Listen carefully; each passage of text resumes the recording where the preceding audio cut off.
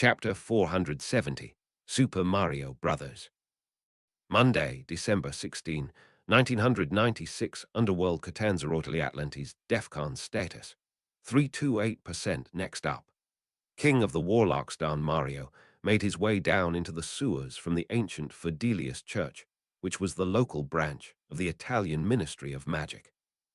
A good half of the members of the ministry had mysteriously disappeared, most of whom had been sent on missions to infiltrate Ndrangheta. It was obvious that the crime syndicate was up to something, and up to something big. This time, however, the head of the Aura department had gotten smart. He'd sent Don Mario in with both an invisibility cloak to hide him from the enemy. If he was very careful, he'd be able to complete his reconnaissance mission without being detected. The Muggle authorities had picked up intelligence that several Ndrangheta members may be meeting in the sewers underneath the city. They had sent one of their top agents in there, armed to the teeth. Luigi had reported back that there were some bizarre things floating around in there, including plants and animals he'd never seen before. That had unnerved both the Muggles and the wizards, and for good reason. When there are missing wizards and unusual plant life showing up strange places, it doesn't take a rocket scientist to put two and two together. It was obvious that Ndrangheta had managed to pick up a few wizards and was using said wizards to lure in and neutralize the Ministry forces. After a brief discussion with the Ministry, the Muggles ordered Luigi to proceed deeper into the tunnels. That had been the last they'd heard of him. Now it was Don Mario's turn, floating serenely above possible booby traps, and God knows what else. On a hovering bank of cloud, he made no sound as he made his way into the tunnels, keeping his right hand on well near the wall so he wouldn't get lost.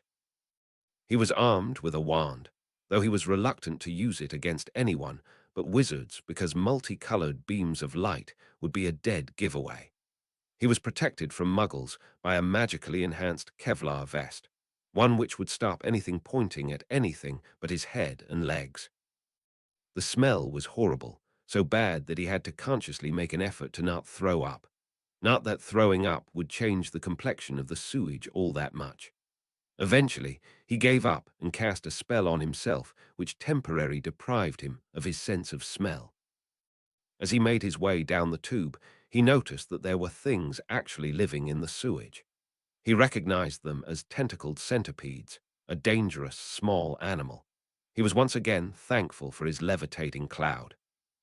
All he had to do was touch the tentacles, and the toxins in their skin would have corroded him to jelly. He stopped his cloud abruptly and looked at the centipedes. These animals shouldn't be living in the sewers, he realized. Something fishy was going on here. Conjuring up a small lead pipe and being very quiet about it, he probed the floor of the sewer a few feet ahead of the centipedes. When he retrieved the bar, it was still dry. Very interesting, he thought. The sewage is illusory, and the smell likely was as well. It made sense, however. The Muggle crime lords had to come through here as well, and they did not appreciate walking through sewage. A few minutes of experimentation revealed that there was a small dry channel, maybe 2 feet wide, which did not actually have sewage in it. It was in this channel that the centipedes had been wandering. The Muggles must have walked down the channel, and the wizards must have put the animals in afterwards to make sure no one came in after them. Grimly, he smashed the centipedes with the pipe and continued on. He had to jump out of the way as a fanged terrapin bounded around the corner and jabbed at his feet with its long, turtle-like neck ending in a fanged beak. He bit back a swear as he bashed his head into the ceiling, breaking what appeared of all things to be wooden beams in the process. Debris rained down into the channel as he prodded with the lead pipe and knocked the terrapin upside down and back into its shell. Seconds later, it dissolved as a centipede crashed into it. The incident had made a lot of noise, and the echoes reverberated down the corridor. He froze for a moment, making sure that both the cloud and the pipe were covered by the invisibility cloak. Fortunately, no one appeared to have heard him. He was about to continue when he saw a few gold coins lying on the ground that hadn't been there earlier. It took him a second to realize that there had been a hidden panel in the ceiling. Shining the light from his wand into the hole, he saw that there was a large stash of gold and silver coins there. He had to hurry now. He had to consider the possibility that he had tripped a Muggle alarm when he had smashed the ceiling. Bringing out his wand under the invisibility cloak, he ignored the coins and proceeded down the corridor. Visions of a Muggle digital stopwatch, counting down, swam in his head. The pipe branched, and he immediately probed with the lead pipe to determine which effluent was illusory.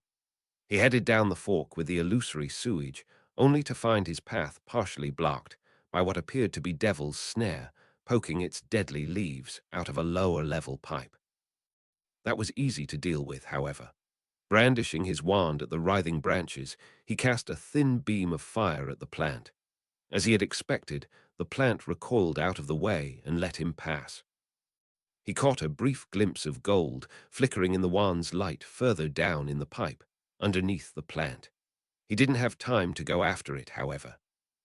He continued on a few hundred feet, following the trail of illusory sewage and bashing the local wildlife with his lead pipe. Suddenly, however, he froze halfway through a strike on a centipede.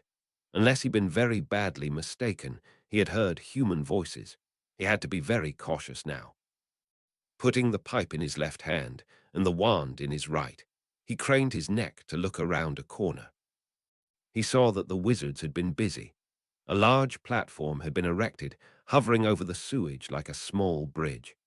A series of stairs led from ground level up to the platform, which featured 6 chairs and a symbol which looked like a fascist axe. 4 of the seats were occupied by Muggles, or at least by people wearing Muggle robes. The last 2 were occupied by wizards, their wands at the ready. Beyond the seated gangsters was what appeared to be a small building. One of the Muggles spoke. "I understand, Gerardo. We've got over half the wizards now. I highly doubt the Ministry of Magic will be able to stop us, and we've got enough Muggle weapons to take on a small army." The wizard nodded. "We're in position to cast the Imperious Curse on several high-ranking mayors and government officials in the south. They'll be doing the Godfather's bidding as soon as you give the word." Mario bit back a gasp. That was Don Gerardo's voice. Gerardo had been turned by Ndrangheta. It had to be, or did it? The man's voice sounded a little resigned. Mario had a strong suspicion that the gangsters had forced Gerardo to take an offer he couldn't refuse. The Muggle grinned. "That's good to hear. Catanzaro is ours, right? Getting the big cities is going to be critical here." Gerardo sighed. Yes, Mario thought. Gerardo doesn't want to do this, but he saw himself as having no choice. "Yes, sir. I can assure you Catanzaro will fall." "Good. Remember the plan. The initial takeover is to be done under the name of Cosa Nostra. We will then ask Rome if they need an ally in a fight against Cosa Nostra. Rome probably won't like it, but they'll probably buy it. The 2 of us combine to knock out Cosa Nostra, which would leave us in charge without anyone to fight us off. We then tell Rome they're in for one hell of a surprise. Won't Rome require that we agree to behave?" The Muggle smirked. "Probably. However, I doubt there's much they can do about it, particularly when the Liga Nord is going to start agitating for separation from the rest of Italy, ostensibly to wash their hands of Cosa Nostra. The way I see it is this. We use you wizards and our soldiers to take control of the population and infrastructure and ward off Rome. I didn't think you gangsters knew how to run cities. We won't do the dirty work, Gerardo. We'll just tell the mayor what we want to see happen, and he'll make sure it gets done. After all, he doesn't want those acid-backed centipedes in his town's water supply any more than we do. At any rate, we secure our independence and give the Ndrangheta Syndicate actual political power over a large area. And if Pedania breaks free, the more the better. Rome won't be able to focus entirely on us. How long do you think it will take until you're in position to take over the South and declare independence? A few months, if that. We're only going to have one shot at this, and we're not going to rush it. We need to get as many weapons as we can as fast as possible. I take it you can't make copies of them magically. Gerardo shook his head. No, the Geminio spell is restricted. The Muggle grunted. Oh well, we'll get the weapons on the black market. If we have enough, no one will be able to stop us. The other wizard shook his head. You may have a bigger problem than you realize. Sir Atlantis may intervene, not to mention the rest of Europe. The Muggle glared at him. I wouldn't be so sure about that. Remember, the South has had a bit of an independence movement for a while. We're just going to be strengthening the South's local identity and giving them a strong leader who will actually be able to do the job. If the South wants to be independent, what's Europe supposed to do? And as far as Atlantis goes, wasn't there supposed to be a 5% chance of the destruction of civilization before they would intervene? I thought Atlantis was laissez-faire. Gerardo nodded abruptly. The 5% threshold is correct. However, last time I checked, we were around 3% or so, and I suspect that the fragmentation of Italy could do a lot to destabilize Europe, particularly when one of the nations is going to be run by what is going to be considered, forgive me, a pariah state. I wouldn't be surprised if the takeover of the South pushes it up to 5%. And if it does, beware. A lot of the Atlantis bigwigs have rings which make it impossible for them to be hit by magical means. These rings activate once the 5% threshold has been breached. Another Muggle chuckled. All right, fine. We put bullets in their heads. Gerardo shook his head. The rings will prevent that. The Muggle frowned and thought for a moment. Finally, he began pacing. Gerardo, I want you to go in there and make sure they don't reach the 5% threshold. Talk them out of it if necessary, and keep in mind that if you decide to upstage us, we can always go after more of your relatives. That's impossible, sir. The DEFCON meter is controlled by the head astrologer and people like that. I'm not an astrologer, and I won't be able to get into that department. There was a sudden shout from further down the corridor, past where Mario had entered the chamber. Sir, there's an intruder. Mario spun to see another Muggle race past him into the chamber. In his hand was a piece of painted wood and a few gold coins. Mario's eyes widened as he recognized pieces of the secret compartment he'd bashed his head into jumping over that terrapin. The newcomer waved the wood in his master's faces. Someone's come in, crushed several of the magical animals, and broken into one of the gold compartments. There's also a dead magical plant in the area as well. Guns and wands came out as the Muggle leader cursed. You're sure this wasn't from Luigi's mission the other day? Yes, sir, this is brand new. The Muggle slammed the palm of his hand against floor. Damn, all right, Gerardo, do your thing. Gerardo looked at him helplessly. I'm not sure if. All of the guns swerved to point at Gerardo. Do it, now. Helplessly, Gerardo brought out his wand and pointed it down the hallway, directly at Mario. Revelio hominum. Mario winced as the spell detected him. The second wizard stared at him and pointed. The spell is picking up someone in this room. I think he's invisible. The Muggles pointed their guns at Mario. Well, I doubt an invisibility cloak will stop bullets. Federico, block the exit. We don't want him escaping. Carlo, can you do something about his invisibility cloak? The second wizard was happy to comply. Accio, cloak. Mario reached to grab hold of the cloak, but found that he had the lead pipe in one hand and the wand in the other. He watched helplessly as the invisibility cloak flew off of him and settled into the second wizard's hand. Gerardo saw him, and his jaw dropped. Done, Mario. Mario looked at Gerardo urgently. Gerardo, you don't have to do this. We're going to. The Muggle cut him off. Gentlemen, fire. Guns barked as Mario brought up a shield that deflected the bullets. Unfortunately, that left his back facing the gangster who had just run into the room. There was a gunshot behind him, and his leg erupted in pain as it exploded out from under him. He collapsed as an Expelliarmus sent both the lead pipe and the wand flying from his hands. Damn! Without a wand, he couldn't even send a Patronus back to warn his friends. and he certainly wasn't walking back on one leg. One of the Muggles suddenly chuckled. "His name is Mario, is it? Well, well, well. Let's introduce him to some Muggle pop culture, shall we? Immobilize him as I bring out the flamethrower. Federico, get out of the way." The wizards hit him with a petrificus totalis and forced him to watch as Muggle went into the building and came back with a flamethrower. The flamethrower had an image of a dragon drawn on it. Mario had an awful feeling that it was about to turn into a dragon, though he didn't know how the wizards would accomplish that. The Muggle looked at him with a satisfied expression on his face. Grinning evilly, he pointed the dragon-marked flamethrower at Mario and spoke. "You wanted to learn more about Muggle culture, did you not? Well, try this one on for size. I'm sorry, Mario, but your princess is in another castle." Mario had approximately 3 seconds to mull that over before the fire consumed him. Chapter 471, King of the Warlocks. Tuesday, December 17, 1996, Hogwarts School of Witchcraft and Wizard United Kingdom Atlantis, DEFCON status. 328% next up.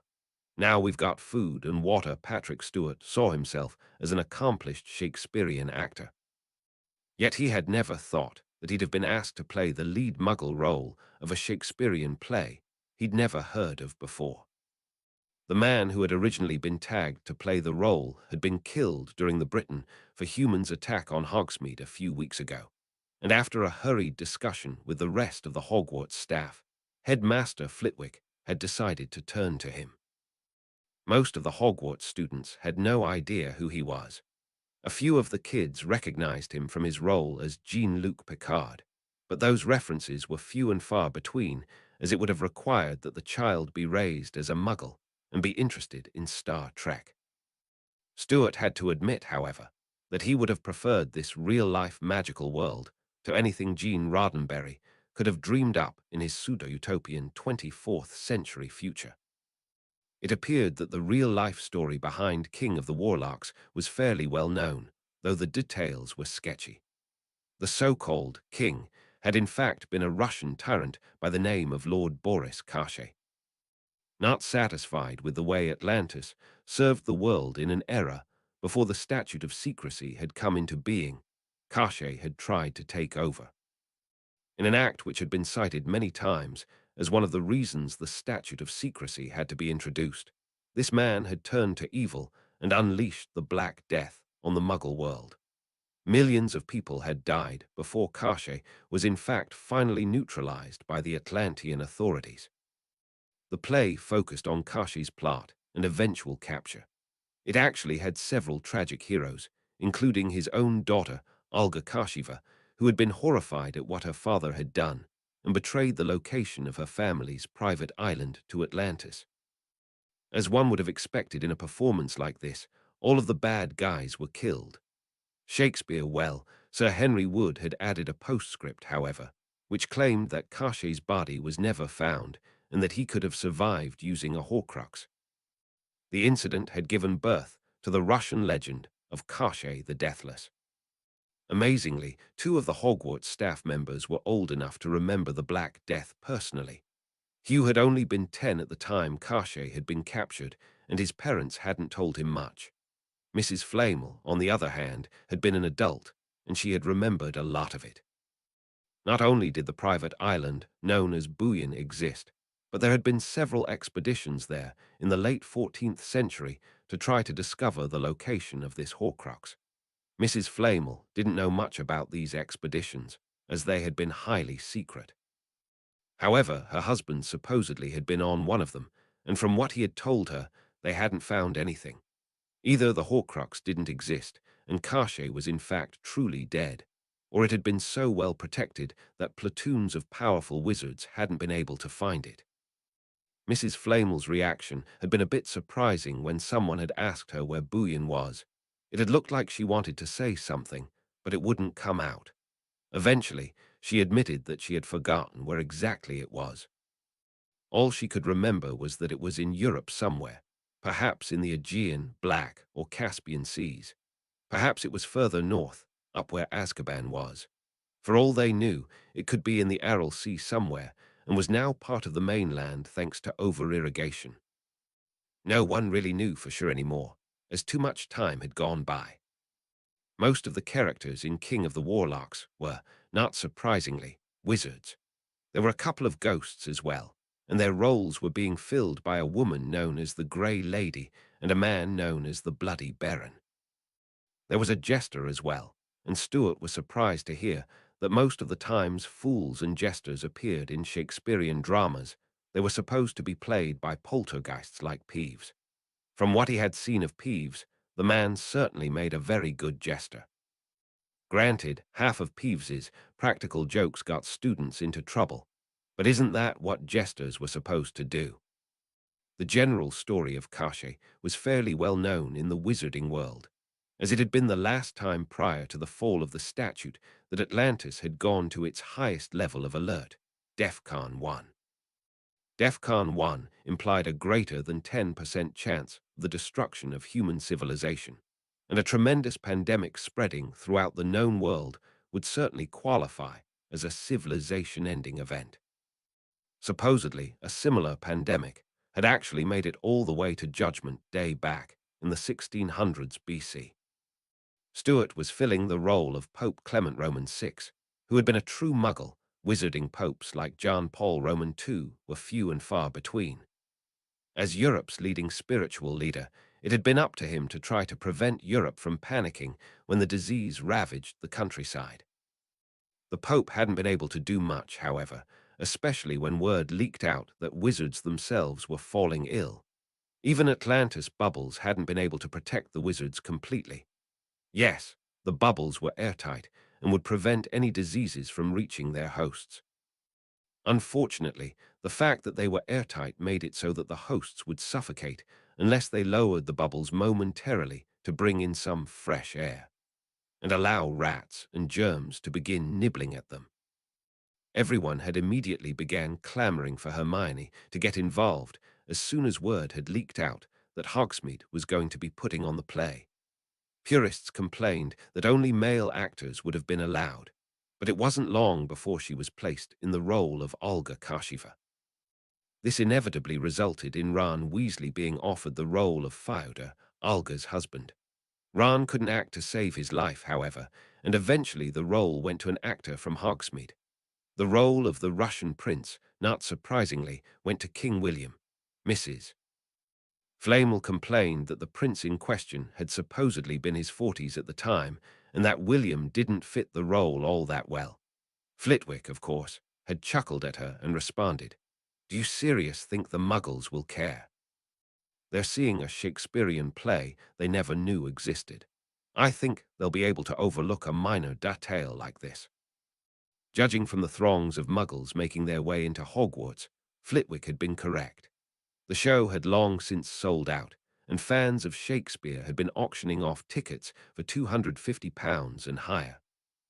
Half of Nicholas Flamel's medieval literature department had shown up, probably because the Minister of Magic had pulled strings. Dr. Flamel himself had declined the invitation, saying that he'd already lived through the story and that he was too busy serving the country. Oh, and he'd already seen it. Mrs. Flamel had been unanimously chosen to be the director thanks to her own experience with Kashi. This had proven to be a good choice. Although the ancient woman had never directed a play before in her life, she had seen enough plays over the years to know what should and should not be done. What's more, she had seen King of the Warlocks a few times herself. Most of the rehearsals had taken place in the room of requirement, much to the dismay of students had been trying to hide things in there. Right now, Mrs. Flamel was giving the cast members a final pep talk. Hermione looked nervous, but she always did. Stuart was convinced, however, that Hermione would do fine. If there was anyone who was good under pressure, it was she. Kenny Wright, a fourth-year Gryffindor, nudged Harry Potter in the shoulder as they took their seats. All of the houses were seated together in the Great Hall, as usual. What wasn't usual was that the tables had disappeared, and that at least 3,000 other people had managed to force their way into the hall. Although a few of them were wearing robes, The vast majority were wearing Muggle dress. Wright pointed at the program. Wow, Patrick Stewart. I actually get to see Patrick Stewart. Harry glanced at him. You know Patrick Stewart. I've never heard of him before. Ron turned to Kenny. Let me guess, Picard, right? Kenny nodded. Yup. I think he's the best Star Trek captain there is. My father disagrees, however, and we tend to fight about it a lot. Harry looked at Ron, confused. Star Trek. Remind me what Star Trek is again. I thought it had something to do with Luna's new eyes. Ron explained. Hermione told me all about it. It's a Muggle television show which takes place in the future where a spaceship is exploring the galaxy and encountering all sorts of aliens, astronomical oddities, and so forth. The man who plays Pope Clement played the captain of that spaceship on the show. Geordie Laforge, the character with the artificial eyes, was also on that ship. Harry grunted. He must be pretty good then, and he's got a lot of experience. I'm surprised he didn't get the job as the director. Ron shook his head. I suspect we'll be content with his role as an advisor. Mrs. Flamel lived through all this stuff, so it would have made sense for her to direct this. If all else fails, she had Stuart to turn to in case she needed some help. Whoa, what's this? Harry turned to him and saw he was pointing at the Ravenclaw section.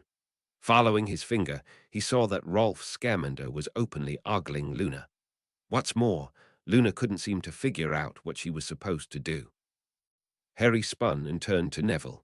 Neville, I think. Neville took one look and his eyes narrowed. I'm going to kill that Rolf. Luna's mine. Harry glared at him. Neville, he likes her because she can discover new species of animals with those new eyes of hers. He's a descendant of Newt Scamander, the bloke who wrote the textbook. If he's a naturalist, why wouldn't he be interested in learning what she can see? Neville's voice came out a growl. Judging from what I'm seeing, he wants to go beyond ordinary lessons. I'm going to get even with him at some point. Harry's response was overwhelmed by comments as virtually all of the Muggle-born students abruptly got up, waving their hands and or pointing at Luna. Ron glanced at the stage and saw that a bold man in his 50s had come on stage. Patrick Stewart. Apparently he had come on to recite the prologue. He had to wait a few moments, however, because half of Ravenclaw, a good quarter of Slytherin, and most of the geeky Muggle-born were shouting, Geordie, and pointing. Neville looked like he wanted to kill someone. Luna looked like she was about to cry, and Rolf looked paralyzed, as if he didn't know what he had to do. Several Hogwarts staff members were already deducting points across the board. On stage, Patrick Stewart had been patiently waiting for the commotion to die down. Once it did sufficiently, he raised his hand. Good evening, British wizards. My name is Patrick Stewart, and I'm a well-known Muggle actor. I see you've heard of Star Trek. However, I wasn't the person who played Geordie Laforge. I was Jean-Luc Picard. He froze as he noticed Luna with her artificial eyes. Thinking quickly, he smiled and said the first diplomatic thing that came to mind. I see we have a fan here who could easily perform the Laforge role as well as LeVar Burton. I must say, I and the rest of the cast are flattered that Star Trek has already made it into this neck of the woods. I hope that my role as the Pope will ensure that the rest of Shakespeare's, or should Henry Wood's, plays make it once again into Muggle society. It actually makes a lot of sense. The Picard role was for the Enterprise, much like what the Pope's role is for the Church. Lots of people cheered, and Stewart noticed that the teachers were taking advantage of the confusion to reprimand a few of the overzealous Trekkies. Oddly enough, the fan with the fake visor looked very upset. She was probably expecting an autograph, he thought. He made it a point to make sure she got one after the show was over. It took a few more minutes for the commotion to die down. When it did, the man who played Jean-Luc Picard started the prologue, which reintroduced the wizarding plays back into Muggle society. Chapter 472. Now we've got food and water. Tuesday, December 17, 1996 Atlantis DEFCON status. 419% next up. All right, who forgot the heat shield, the head of the Carthaginian Ministry of Magic, hurried over to Dagger. Originally in Carthage, it had moved west after the destruction of Carthage and had changed locations several times over the centuries. Now, if Dagger recalled correctly, it was hidden somewhere in Algiers and served both Algeria and Tunisia. Grand Mugwump, we've got an interesting dilemma. I've spoken with some of my men in Algeria, and we've come to the conclusion that Geminio and Engorgio should be taken off the taboo list. Dagger frowned. We disallowed those 3 spells for a reason. We can't let anyone use magic to create nuclear weapons anymore. I agree, sir. That's why compressio will stay interdicted. If you can't compress the fissile material to the critical density, the bomb isn't going to go off. True. However, what good is it going to do to keep compressio interdicted? All the taboo will do will be to tell us when someone casts the spell. If the only time it's problematic is when it's used in a nuclear device, there will be one big explosion to indicate that someone used compressio. The point is, it's a useless deterrent all by itself. The Algerian nodded. In that case, release Geminio and keep Engorgio and compressio tabooed. And allow people to start cloning pre-existing Muggle nuclear weapons. I'm not so sure that's going to be as much of an issue, so remember the magic will fry Muggle circuits. And if we keep close tabs on whom we sell R38 to, we may be able to tell if that goes into the wrong hands. The point is, we need Geminio free, sir. This is serious. Dagger scratched his head. What's all this about allowing Geminio? What just happened? Simple, sir.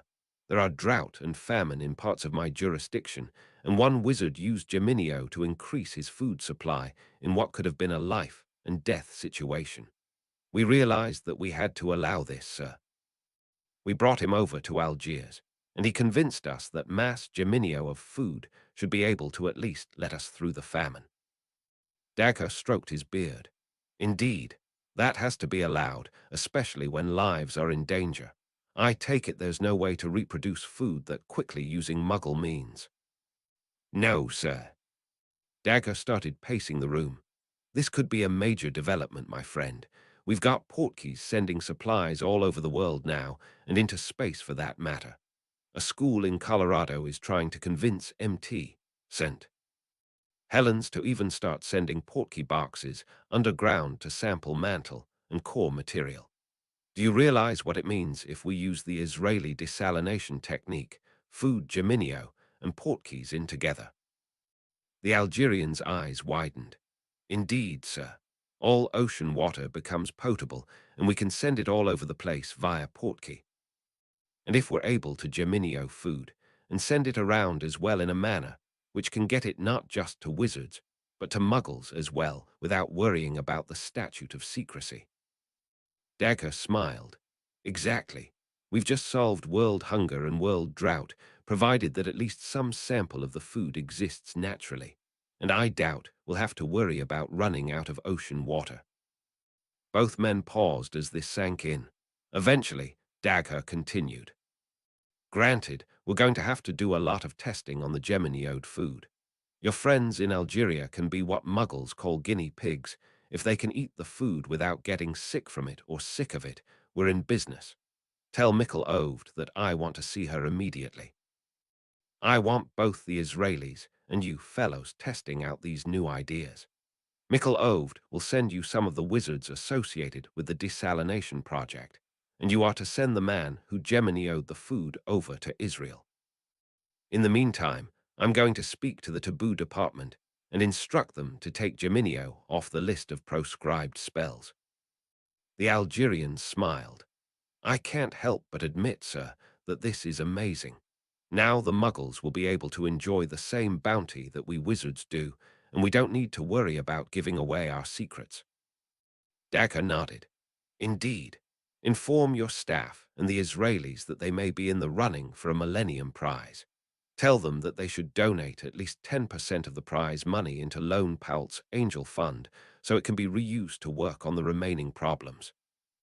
And pray to Allah that dark wizards won't be able to construct a deployable full nuclear arsenal solely out of Geminio, particularly. If we don't tell anyone else, we've permitted Geminio again." The Algerian nodded and ran off. Dagger had about 2 minutes to work on the crises in Italy, Círdan, and Eastern Europe before a man ran into his office with an excited look on his face. The man was wearing a robe, indicating that he was from the head astrologer's department. Dagger turned to him with a smile on his face. "Good afternoon, Paul. What's gotten you so excited?" Paul grinned. "Something you were probably responsible for, no doubt.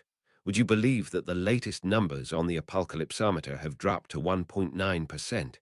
It was 2.7% yesterday. We've gone to DEFCON 4. What happened?" Dagger explained.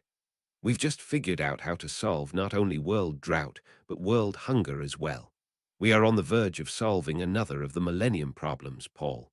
To top that off, defense is starting to get the upper hand in the arms race with offense thanks to our magical shields." The astrologer whistled. "That's amazing. Congratulations." "Thank you. What are the major focal points now? Maybe this will clear things up a bit and remove a bit of the noise." "Well, there's a small concentration of negative energy in Italy and another one in Círdan, as you would expect.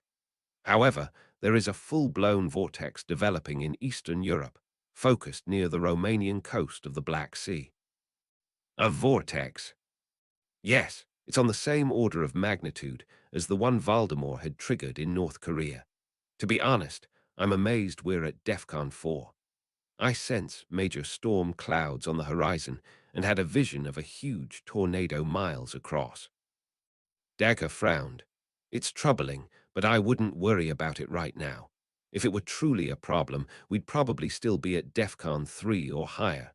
Is Rasputin involved with this?" "I believe so, sir. His name is coming up a lot in the discussions." "Where is he?" The astrologer shrugged.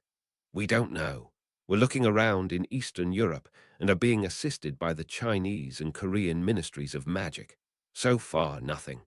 However, it's possible that he's gotten involved with Mab." "Mab, the insane witch from the medieval era who's been possessing people for hundreds of years." "Yes, sir.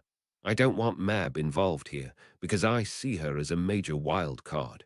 For all we know, Rasputin is going to try to pick her up, and that will knock some sense into her. You know Rasputin, he'd pick up my hippogriff if it were wearing a skirt." Dagger snorted. "I've got a major file on Mab. Trust me, she can't figure out who she is half the time. If Rasputin is smart, he'll stay away from her because she could leak information to anyone." "I totally agree, sir. What about the 2 spies who received Muggle tracking information? Are either of them in the area?" Dagger shook his head. "The woman is in Círdan, and the man is in England." The astrologer froze. "You're seeing Rasputin getting involved in the fight between Círdan and Nestor. That could expand things in a hurry." Dagger winced. "I don't know. You're the astrologer, Paul. Figure it out and get back to me as soon as you can. Are either of the recent prophecies in play?" The astrologer hesitated, then nodded. "I believe so, sir. The one about the Romanovs, the Dawn Ash prophecy, still appears to have a few years to go before its denouement. However, my men are picking up signs that the Mercury and the Bear prophecy may be on the verge of being fulfilled." Dagger nodded. "That could be good to know. How does it go again, and who uttered it?" "Sybil Trelawney, sir. When Mercury is seen in conjunction with the Great Bear, the victor shall be the vanquished, and the vanquished shall be the victor." Dagger grunted. "Trelawney is responsible for the Harry Potter prophecy, is she not?" "Yes, sir, and we know that one came true." "Indeed. Do you have any idea who or what Mercury and the Great Bear refer to?" The astrologer looked at him noncommittally. "We're not sure. We know the Great Bear is often associated with Russia, and the fact that this problem is in Eastern Europe is an interesting coincidence. Russia has a space program, does it not? Would it involve a Russian mission to Mercury?" "I doubt it. There have been no Venusian, Martian, or Hermian missions launched from that area. Good God." Dagger cocked his head. "What?" The astrologer jerked back in amazement as something occurred to him. I know a little Greek, as you would have expected for someone who studied the oracles at Delphi. As you know, Hermes is the Greek form of the Roman god Mercury. Dagger nodded. Yes, I'm aware of that. Well, it turns out that there is a feminine form to the name Hermes. Dagger looked at him in surprise. There is. What is it? Hermione. Chapter 473. Space Tourist. Thursday, December 19, 1996, Mir Space Station low, Earth orbit Atlantis DEFCON status. 321% next up. Half anniversary Richard Branson had 2 weeks preparing for this moment. Now that it was upon him, he couldn't wait to become the world's first space tourist. Getting him up there wouldn't be difficult, as Linda Warren had demonstrated with that Nike so long ago. The question was whether he would be able to adapt to zero gravity. Nothing the wizards could do, at least that he knew of, could simulate gravity, and they wouldn't be able to do much to reverse loss of bone mass until they got back to the ground. Yes, the wizards did have something called skill grow. However, they didn't have much experience using skill grow on Muggles. They'd sent him on the vomit comet a few times. True to form, he had vomited, but only once. He personally felt the long periods of accelerating upwards at 2G or whatever it was more disconcerting than the periods of 0G. He had gone through a quick briefing on the Soyuz escape module. If the cabin depressurized due to an electrical failure or meteoroid impact, everyone was going to have to leave in a hurry by Soyuz. Sending everyone back by Portkey would be difficult, as it would take multiple trips to send everyone back. The mate of the now famous Nike would only take one person at a time, and if the environment became hostile before everyone escaped, it was the Soyuz or bust. He really didn't want to land in this thing, it was so cramped. How did Apollo and Soyuz-era astronauts survive days cooped up in this in the 60s and 70s? The Mir mission commander had initially been adamantly against any people portkeying to the station. Granted, the people would likely behave better than the shoe did. However, the people would likely require much more magical energy to transport due to their higher mass. The shoe had apparently not shorted anything out. But would the people? An electrical failure on Mir would likely knock out both the life support systems and the Soyuz as well, leaving the crew in big trouble. It had only been after several attempts to portkey humans into Mir mock-ups which had convinced him that everything was safe. However, just as a precaution, he and the crew would hunker down in the Soyuz at the time Branson came over. Television cameras flashed as Linda Warren walked into the room with an old phone handset in her hand. Laying it on a table, she pointed her wand at the receiver and shouted, "Portus." The handset flickered blue for a moment and drummed on the table for a moment before falling silent. She then helped Branson into a spacesuit. Although the wizards were confident everything would be safe, it didn't hurt to make sure nothing would go wrong on this inaugural mission. He had originally wanted to do an EVA while he was up here. Astronauts did EVAs on Mir all the time, and they already had extra spacesuits up there. The problem was that he hadn't trained for the sight of having absolutely nothing underneath his feet. People often got extreme vertigo the first time they went EVA, and throwing up in a spacesuit would be bad even if you were a wizard. His second option, portkeying up into empty space with a suit on, falling back towards Earth, and being whisked away before hitting the atmosphere, was also not going to work. If there was nothing underneath his feet, he would likely continue to travel at the speed he would have been launched from on the Earth's surface, Earth's rotational velocity. This would not have been enough to maintain orbit, so he would have started falling down. Unfortunately, he couldn't go anywhere without a marker to serve as a portkey destination, which meant he would arrive just outside the space station. This proved problematic, as landing outside a space station, while traveling at a different speed from it, tends to cause said space station to crash into you at high speed. Turbulence in the upper atmosphere could have also finished him off before he had the guts to pull the trigger on the return journey. And without a heat shield, Even a temperature increase of 50 Fahrenheit inside the suit would likely endanger his health. He reminded himself he should be thankful to able to spend a couple of days on the station as is. Waving one last time to the crowd, he reached over to the old handset and grasped it in the suit's stiff grip. He held on tight as the ground zoomed away beneath him and fought a brief bout of vertigo as the sky turned black, and he found himself hovering over miles and miles of emptiness. He's starting to have second thoughts about all this when he finally materialized in the middle of a decent-sized module. The bizarre alternate world of the Portkey disappeared around him, and he gasped for a minute in surprise when he realized gravity wasn't coming back. He was on Mir, all right, and much to his relief, the lights were still on. He couldn't tell if the fans and so forth were still running, the spacesuit was soundproof, but everything looked to be okay. There was a brief delay as the Russian Space Agency told the cosmonauts everything was all right, and after a few minutes, a bunch of men floated into the chamber. All of them were wearing Russian uniforms. The man in the front looked like he had swallowed a sour apple. However, the expression on his face softened quickly. "Welcome to Mir, Mr. Branson. I'm in charge of this facility, and I give the orders. When I tell you to do something, you do it without hesitation. Magic or no magic, there are only a few centimeters of material separating us from hard vacuum, and I don't want you to endanger the rest of us for your jaunt. Understood?" Branson nodded and handed over a suitcase. "I do, Commander. In exchange, I give you a bottle of Skill Grow to deal with any problems with your bones you have suffered due to the low gravity." The commander took the bottle and gestured with his other hand. "Thank you. Now come with me, and congratulations on being the world's first space tourist." Sanders' household, Melissa Sanders squealed in delight. "It's great. She'll love it." Her husband looked at the magical teddy bear warily. "Melissa, Hermione is only a couple of months old. I doubt she can even see it. We can't give it to her yet.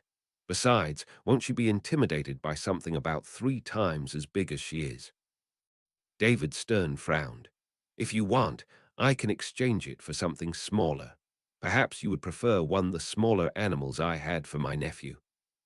Sanders shook his head. "Don't worry about it. This will work out fine. We've already got several introductory toys for her, after all. We'll give the bear to her in a few months."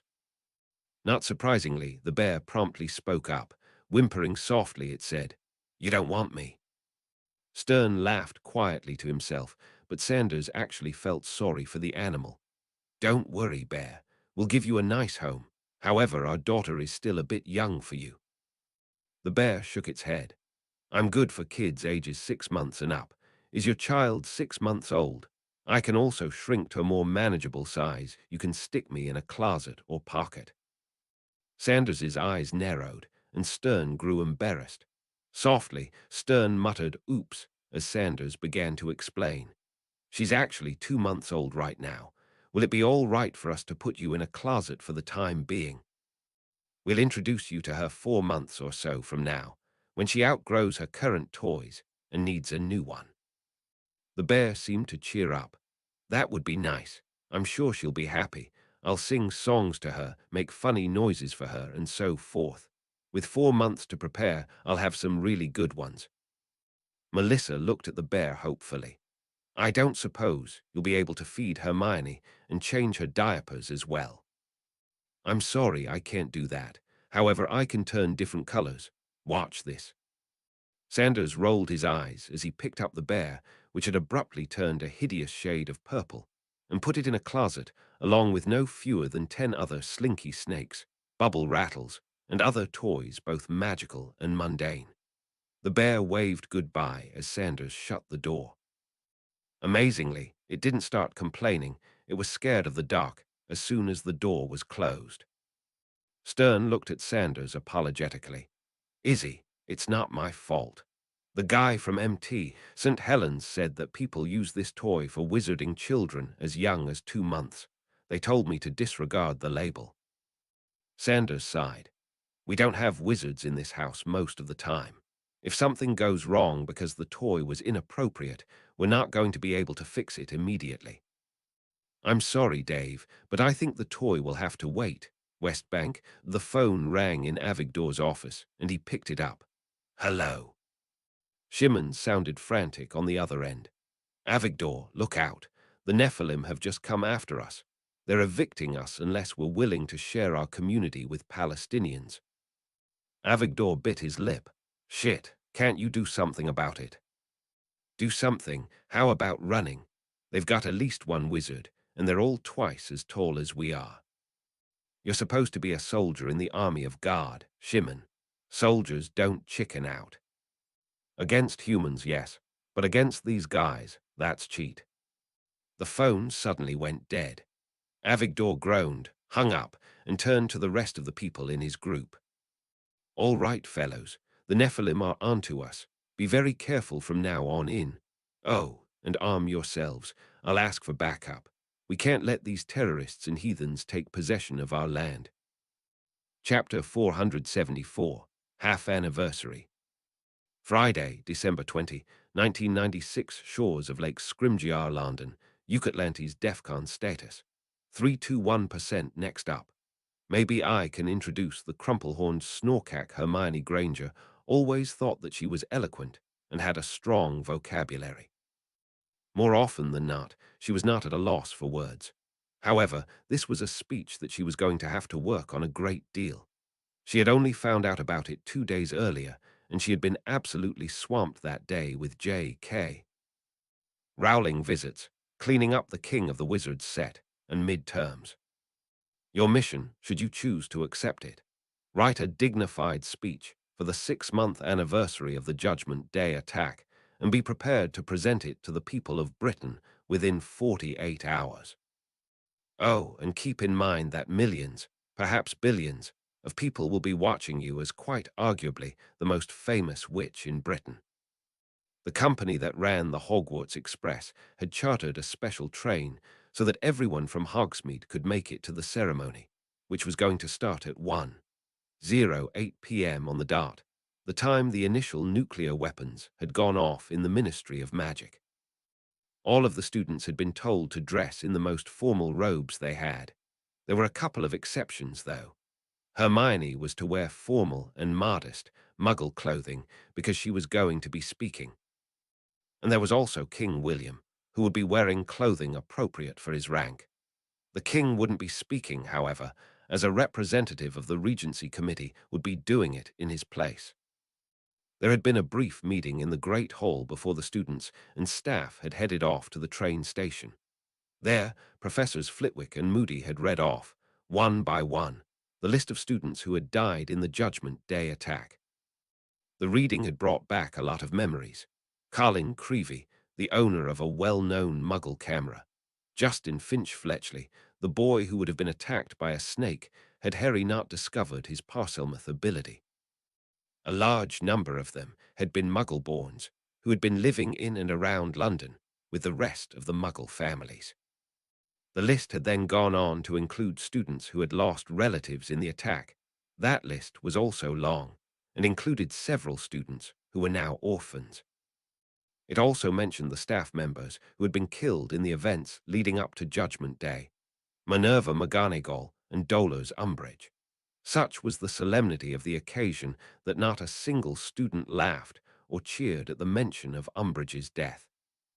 Finally, Flitwick had mentioned the people who had been injured or killed in the 2 attacks on Hogsmeade, Severus Snape, Albus Dumbledore, and so forth. Ironically, it had been the attacks after Judgment Day which had done more harm to Hogwarts than the Judgment Day nuke itself. Ron's face had whitened when Flitwick mentioned the name Fred Weasley. It wasn't much of a consolation, but Hermione reminded him that had it not been for the fact that the Weasleys had been on bereavement leave at the time Judgment Day had taken place, Ron would have likely lost his father as well as another brother.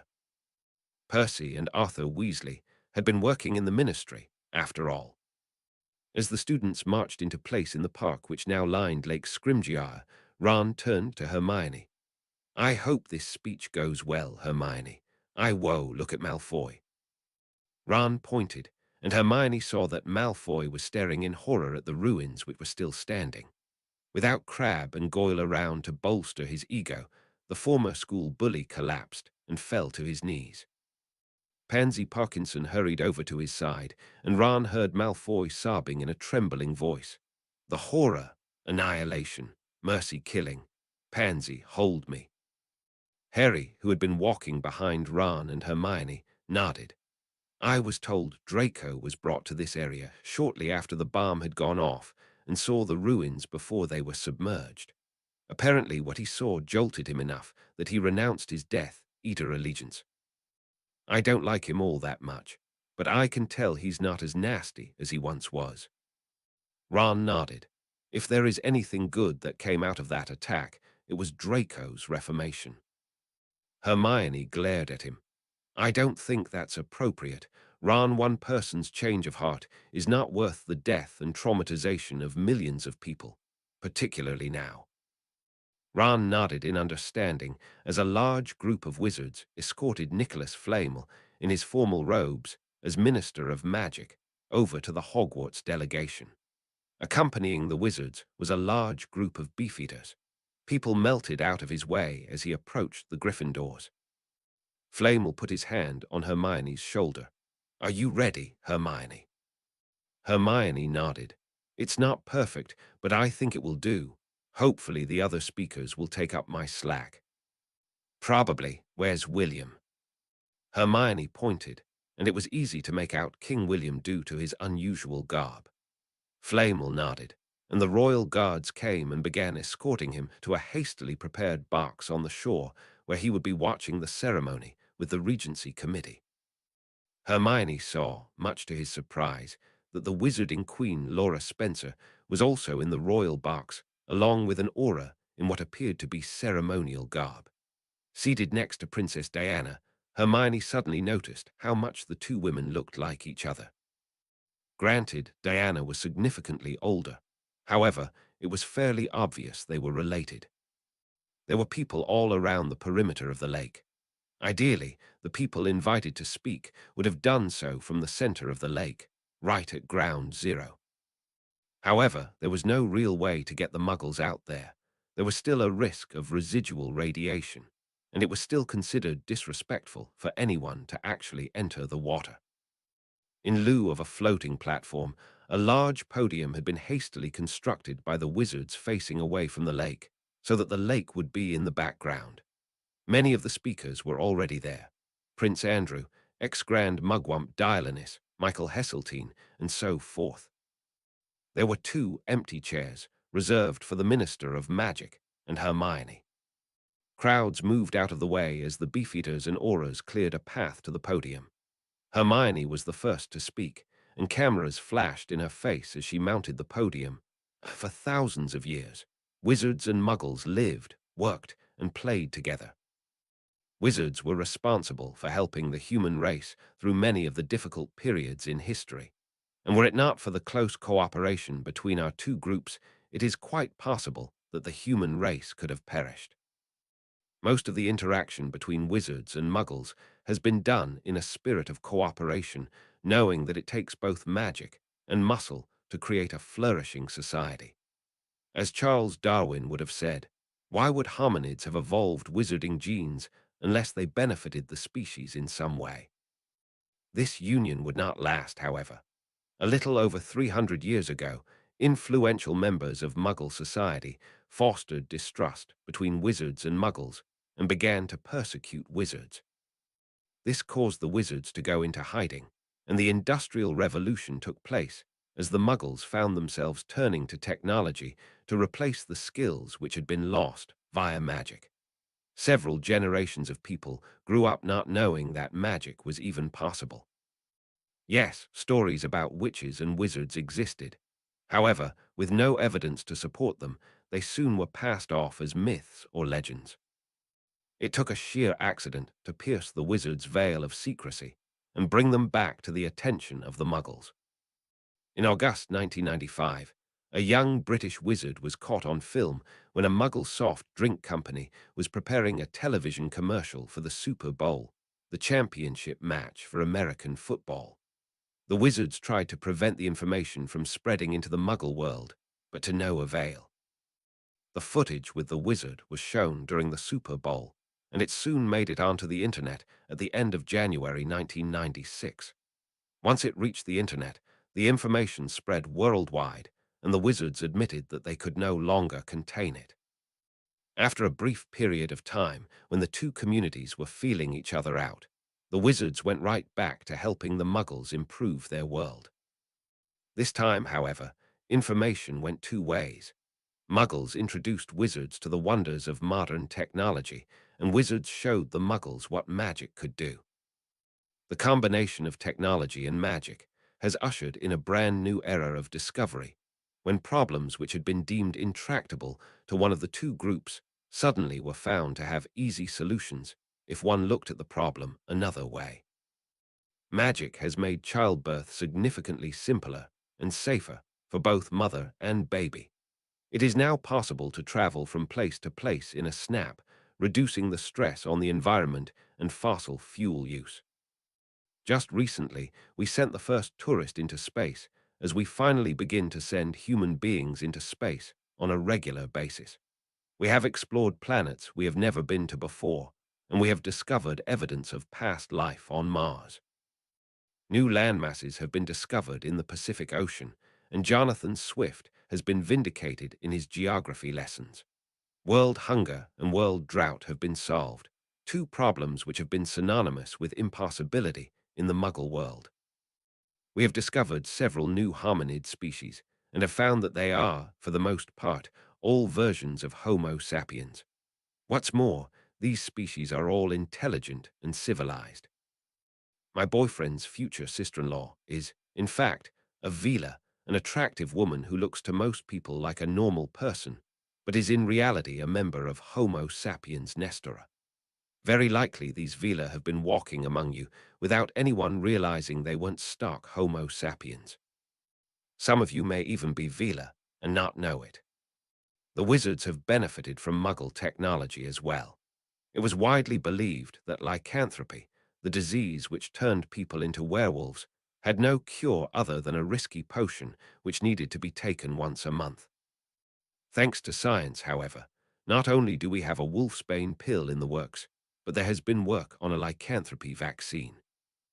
Geneticists have discovered the genes responsible for magic use and have shocked the wizarding world that it is possible to be a half-wizard. And the half-wizards are 200 times as common as full wizards. Thanks to this discovery, we may be on the verge of a revolution where the number of people eligible to be wizards has been increased by a factor of 100. Magical devices for storing data and information, such as pensives, can now be supplemented by computers. What is easier to misplace?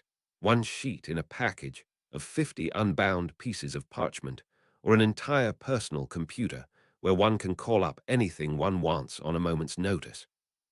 Unfortunately, just as there are criminals in the Muggle world, there are also bad apples in the wizarding world. Lord Voldemort, also known as Tom Marvolo Riddle, was about as bad as they got. A firm believer that wizards were superior to Muggles, he was also a believer in eugenics, and thought that inferior individuals such as a Muggle-born wizards and Muggles should be eradicated or controlled. If that sounds a lot like what Hitler did to the Jews and other minorities during the Second World War, it should. In one very real sense, Voldemort and the Death Eaters were to the wizarding world what Hitler and the Gestapo were to Europe. On May 21st, about a month before Judgment Day, Voldemort came to power in a coup in North Korea. With the power of a nation at his beck and call, he began to plot his takeover of the world in the name of eugenics and blood status, as he would call it. He was eventually overthrown on June 20th at 1:08 a.m. London time. However, he had planned a nasty surprise for the world, and his death curse detonated a nuclear bomb in the British Ministry of Magic, right beneath our feet, 12 hours later. Once again, the world was threatened with the destruction of civilization, and once again, the wizards responded. For the first time in over 3,500 years, Atlantis executed the Judgment Day Protocol, and destroyed the rest of Voldemort's forces, including several terrorist groups he armed with nuclear weapons. Atlantis did precisely what it was supposed to do: stay out of the way for the most part and let the world do its thing without interference. However, when the security of the human race as a whole was threatened, in this case due to nuclear war, it had to intervene, and intervene it did. Had it not been for the gallant work of Grand Mugwump Dialanis, we would likely not be here listening to this speech. The message I would like to leave you with is this: there is a long history of cooperation between Muggles and wizards. Yes, there will be times when wizards will try to have their way with Muggles. When that happens, disasters can happen, like the one which happened here. However, one must realize that those are the exceptions rather than the norm. Just as most Muggles are not like Hitler, most wizards are not like Voldemort. We are here to help the Muggle world, just as we always have. Do not let the misguided actions of one lunatic poison a relationship which is beneficial to both parties. Chapter 475. This Animal's Real. Friday, December 20, 1996, shores of Lake Scrimgeour, London, Atlantis DEFCON status. 321% next up. I know, old people like to sleep. Luna Lovegood was bored. Hermione's speech had been interesting, but the other speakers hadn't really turned her on all that much. To make matters worse, it was snowing out, and they were going to be out here until at least 4:30, the moment the anti-magic imps had drained away after the Judgment Day declaration. She knew, of course, that she had to stay put, especially as a member of Ravenclaw. A large number of the Ravenclaw sixth years had been trapped on top of the astronomy tower when that animated snake had attacked Hogwarts, and most of those people had lost their lives. She had to admit that had Professor Sinistra scheduled the astronomy classes any other way, it would have been Luna herself who would have been trapped on top of the tower. That wasn't to say that Luna had gotten away scot-free. The second attack, the Britain for Humans one, had ruined her eyes and forced her to wear Moody-style artificial eyes. Considering the alternative, she didn't mind the artificial eyes. However, the fact that she had to wear, at least for the time being, that bizarre headband over her eyes had made her the butt of Geordie Laforge jokes. Merlin's beard. Even the Muggle actor who had played the Pope had compared her to Laforge. Although the actor had explained that Laforge had done amazing things on the show and had saved the characters time and time again, that knowledge didn't do much good when it came to preventing other students from taunting her. She got up momentarily, earning her a frown from her head of house, and moved her chair closer to the edge of the lake. If she was going to stay here for an extended period of time, she would at least give the naturalist within her free rein and look at the fish. Not surprisingly, Rolf Scamander followed her over to the lakeshore. Luna didn't really know what to do about Rolf. She wasn't exactly crazy about him, and she didn't need a boyfriend as she was already dating Neville Longbottom. However, it was obvious that he was crazy about her, and it wasn't entirely because she was a naturalist. She had tried to convince him several times that she wasn't available, but of course Rolf wouldn't take no for an answer. Damn fifth years. She had to admit, though, that Rolf's desire to learn more about wildlife through Luna was a valid reason for him to sit next to her. Grunting silently to herself, she made room for him next to the lake and started looking into the lake so she could focus on something more interesting than long-winded British diplomats. She watched as a few fish swam lazily around near the edge of the lake. Most of the floating litter which had been lying in the drowned towns had been cleaned up and washed downstream, and the water was relatively clear. She saw a few fish here and there, though most of them were small and familiar. There wasn't enough radiation at this point, anymore, to really endanger anything, which stayed there for short periods of time. Her eyes widened as a bizarre purple sea snake, about a couple of feet long, undulated its way downstream. She had never seen anything like that before, and come to think of, she could remember seeing anything that color before. Hoping that it wasn't her new eyes messing around with colors, she tapped Rolf on the shoulder and winced internally as he stared hopefully at her. She shook her head and pointed at the snake. Rolf, what kind of snake is that? Rolf's gaze followed her finger. What kind of snake is what? That, the purple one. Ha! I don't see any snake. Is this another of your crumple-horned snorkacks, or a real invisible creature you're picking up with your new eyes? They're all right. Look, it's coming in our direction now. And yes, the crumple-horned snorkack exists. Rolf shook his head. Wait a minute. I do see ripples on the surface which could be made by a swimming eel or fish, yet I don't see the fish. I don't know if the snow is in the way, though. It's not I can see it quite clearly. It's a brilliant purple, a shade I didn't realize was possible before I got these new eyes. I suspect it's an ultraviolet-only species. Rolf's excitement began to grow. I think you're right. This could very well be creature invisible to normal sight. There's only one way to find out. We need someone with one normal eye and one artificial eye, if it can only be seen with one eye. Rolf and Luna looked at each other, nodded, and started scanning the crowd for Moody. Moody was around, of course, but he was sitting with the rest of the teachers and paying attention to the speakers. A lot of good that was going to do, she thought. She wasn't going to get a chance to complete this discovery. Unless Luna looked down the row of Ravenclaw students until she saw a seventh year. Discreetly telling the students in between to get her attention, she mouthed, "Robin, you're 17, right?" The seventh year looked at her in bewilderment. "Yes, why?" Luna pointed at the ripples in the lake above the mysterious snake, now maybe 20 feet from the edge. "You can cast spells outside of school. There's an unusual sea snake in the water where those ripples are. I need you to cast a spell to make sure it doesn't go away." The seventh year turned to the lake and blinked. "I don't see." Luna caught a glimpse of her head of house out of the corner of her eye and realized she had to hurry. "I know, you can't see it. However, I can. We need to catch it so we can study it." Robin looked at Luna irritably. "Luna, this isn't the time to be catching fish. In case you're wondering, I lost my boyfriend in the attack on—" An adult's voice cut Robin off. "What are you doing? 10 points from Ravenclaw." Rolf gulped as Luna spun to see her head of house, staring her in the face.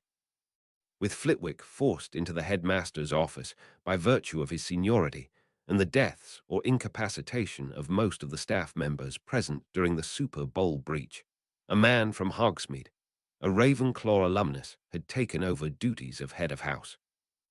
Luna tried to explain. "Sir, I have a very good explanation for this. You're aware that I'm able to see things with my new eyes which were invisible to human beings before." "Yes, I'm aware of that. However, excitement over your new eyes does not allow you to besmirch the reputation of Hogwarts at a time like this, particularly given how many of our housemates were killed during the snake attack." Luna shook her head. "This is important, sir. You see, I believe I've discovered a brand new species of snake. We believe it's visible only in the ultraviolet, and I can see ultraviolet with these eyes. Now that you're here, you can cast a spell which can keep it near the edge of the lake until the end of the ceremony, at which point we can capture it and study it." The head of house looked at her warily as Rolf added, "I think she's right, sir. I can see ripples in the lake, but no animal making them." The head of house looked as if he were going to explode. "That's the wind, Mr. Scamander. It's not an animal. We see that all the time." "It's not, sir, for all we know. Those wind ripples could be due to these snakes half the time, and we'd have never known unless we'd been able to see ultraviolet. I'll swear under Veritaserum." The head of house raised an eyebrow and grinned slightly. "Will you also swear that Moody will be able to see it as well? For some reason, the Muggle story of the boy who cried wolf comes to mind." "Absolutely, sir." The head of house hesitated. Luna could understand what he was thinking. This could be a once-in-a-lifetime discovery, particularly if she was the only person who could study it. A discovery which could conceivably earn Ravenclaw more points. Ravenclaw had a lot of ground to catch up, especially now that Slytherin had padded its lead with Draco Malfoy's jet-powered broom. Eventually, He grunted and brought out his wand. "All right, I'll humor you, at least so you can shut up and treat this ceremony with dignity and respect. Where is the beast?" Luna looked over the lake. The snow was getting heavier, and she was having trouble seeing. Eventually, though, there, it's about 30 feet away from the shoreline now. You can't see it, so follow my finger. Judging distances with a critical eye, the head of house brought out his wand and waved it irritably. The surface of the water shimmered for a moment, and a barely visible bubble about 20 feet in diameter suddenly cut off part of the surface of the water. The snow slowly started to accumulate on top of it, and the head of house quickly heated the surface of the bubble so that the snow would melt and not distract from the proceedings. The head of house pointed. "There, is that good enough?" Luna glanced at the bubble and saw that the snake was indeed trapped. She watched as it bashed into the bubble, reared up, oddly enough. There were little yellowish polka dots on its underside, which presumably were there to mimic flashes of sunlight, and tried to figure out what was going on. "It is. Thank you for your assistance, sir. I assure you this discovery will earn our house points and not distract from the ceremony." The head of house walked away. "It had better, Miss Lovegood. It had better. If it doesn't, this house is going to be losing 10 more points, and I'm going to be very cross with you." Rolf and Luna looked at each other and smiled. Rolf, naturally, took this as a come-on, and she firmly shook her head once again and changed the subject. "All right, Rolf, we've got ourselves a new snake. When we're done with this meeting, we'll hand it over to Moody and Grubblyplank and see what they make of it. I think we've earned ourselves at least 30 points for this." "Agreed." Rolf nodded. "Agreed. Now let's get back to the ceremony before we get ourselves into even more trouble." With that, the two students turned to face the speakers and distracted themselves by thinking about the new snake and occasionally glancing at it. Without even thinking, two words came to Luna. "Serpents, Lovegoodie." Unfortunately, at the same time they came to her, Rolf distracted her with two of his own. "Serpents, Scamandiri." Chapter 476, Kidnap Attempt. Friday, December 21, 1996. DeLorean, Residence Hogsmeade, United Kingdom. Atlantis, DEFCON status 324%. Next up. Wizard travel agent Hugh DeLorean looked at the pensive and frowned. The normally clear liquid was starting to glow faintly, a sign that it couldn't hold much more information. Most modern pensives boasted that they could hold 600 man-years of information, far more than any family needed. However, Hugh wasn't an ordinary man. He had already lived for over 600 years, and if he ever chose to reconstruct the philosopher's stone from the memories stored in the pensive, he'd have to find one which stored memories for even longer. The first pensive he'd used, back in the 14th century, had been only able to store 100 years' worth of information. That had naturally run out by the middle of the 15th century, at which point he had been forced by a second pensive and start filling it up. He thought back to his little house back in the 1700s, which had been chock-full of pensives. Eventually, pensive technology had improved to the point where he would be able to get away with one pensive. But for how much longer? Should have tried to bring out one of the old 14th century pensives out of storage and fill that up. He had no idea how well it worked after all these years. He eventually decided that he would start putting memories in the pensive once it filled up. He figured that he only had maybe 40 more years of life left, which was probably about the amount of memory space the pensive had left. If he ever decided to reconstruct the stone out of the memories in the pensives, he'd buy another to keep the memories going. He had placed an enchantment on the pensive which would allow only him to access the stone. If someone else stuck his head in the bowl with thoughts about the elixir of life in his mind, he'd just draw a blank. Hugh hadn't been kidding when he had told Sophia Dippet that no one would be able to access those memories.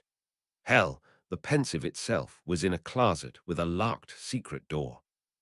He tapped his head with his wand and extracted a stream of memory from yesterday's Judgment Day commemoration. It had gone more or less as planned. His master had given a speech and had gone briefly into the chaos which had accompanied the last time Atlantis had gone to DEF CON 1 prior to this year.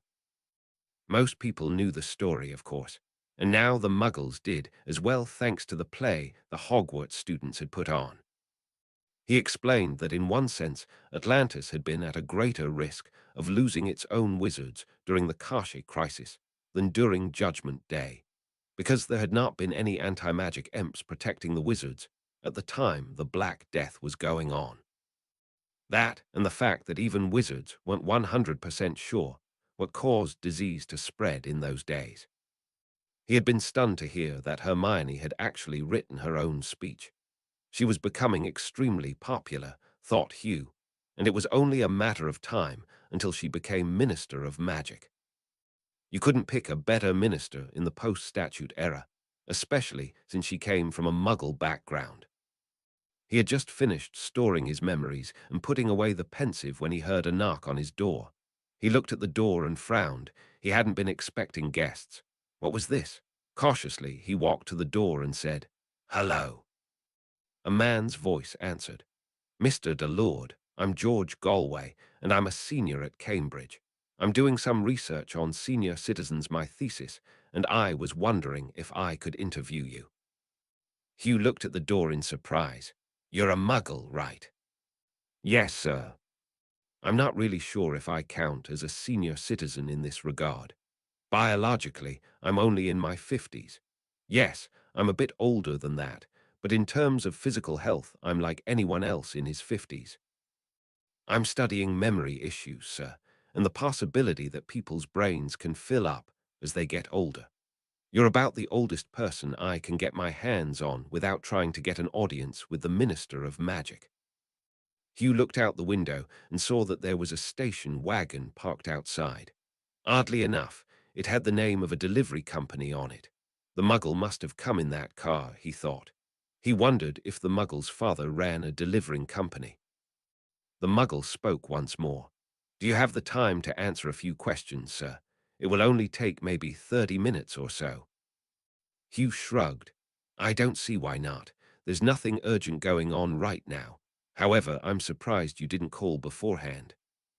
"I didn't know they had phones in Hogsmeade, sir." Hugh laughed. "That's understandable. If you need to contact me again after this, look me up." The student chuckled. "Thank you, so can I come in?" "Certainly. However, I don't really have much food for you right now. Let me get the door." Hugh opened the door and saw a man who appeared to be in his mid-20s, perhaps younger. Not surprisingly, he had a Cambridge sweater on. He had a briefcase in his hand and a sly smile on his face. Hugh held the door open so that the student could walk in. The smile was easy to understand. If you want to talk to someone with a lot of memories, why not get someone who's overflowing pensives with them? An interview with one of the three ancient wizards would be an absolute coup. The student walked in and sat down on the couch. Hugh, ever the gracious host, started walking off to the kitchen as he heard the student starting to open his briefcase. "I'm afraid all I have in the Muggle drink areas are Coke, Sprite, ginger ale, and ow." Hugh winced in pain as something pricked him in the neck. He spun, and his eyes widened when saw the student standing behind him with a syringe in his hand. He began to grow sleepy, and he had just enough time to wonder, "What the hell?" before he fell unconscious. Henry Woodman threw the syringe back into the suitcase and did what he could to catch the wizard before he fell to the ground.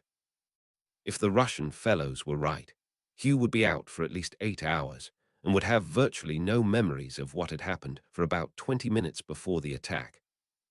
He dragged the wizard over to the couch and went back to the station wagon where he spoke with his accomplice. "Piece of cake, my friend." He headed out to the kitchen and I got him in the neck. He went out like a light. He trusts us Muggles a great deal, it looks like. The accomplice SM lied. "Good. I'll unlock the trunk so we can take the other type of trunk out. I hope we're going to be able to lift him. How much does he weigh?" "He looks to be about 65 kilos or so. Not a bantamweight, but there are two of us here. We'll be able to do it."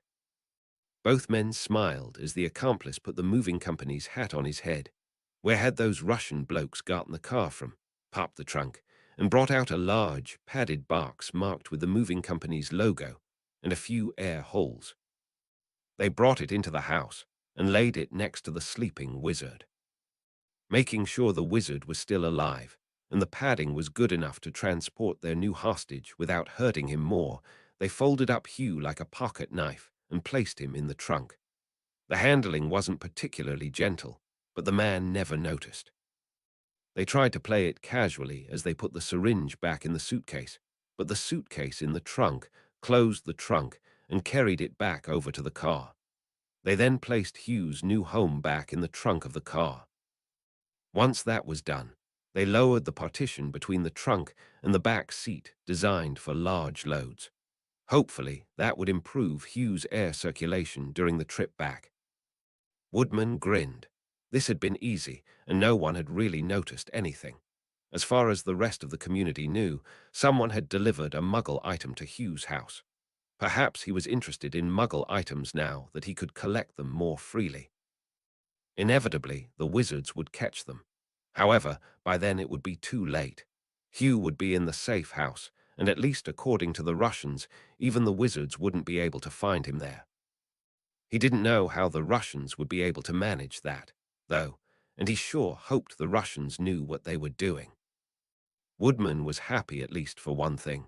They had struck back against the forces of evil and taken a wizard hostage. If everything went as planned, they would have the Minister of Magic completely at their mercy. The goal was to retrieve Hugh alive as a possible hostage and make sure he stayed put until the end of the year. Mission accomplished. Flamel residents. The two Black Fist members parked their moving van outside the Flamel's house. As far as they could tell, no one was suspecting anything. Their spotter confirmed that Hugh and his wife were both in the building and were ready to be taken out. The spotter did not see Hugh, however, which was good. It would have been more difficult to take out 3 people. Hopefully, Woodman would get the job done over at Hugh's house.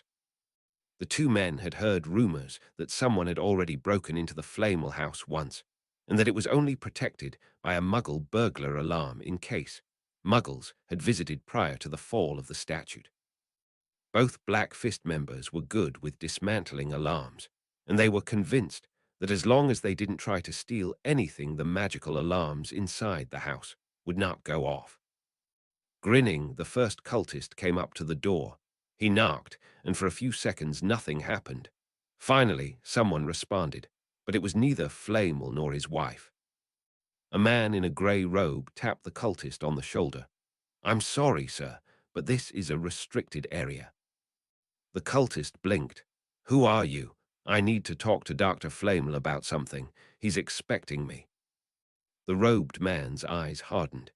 "He's actually not expecting anyone right now, which makes me wonder why you're here.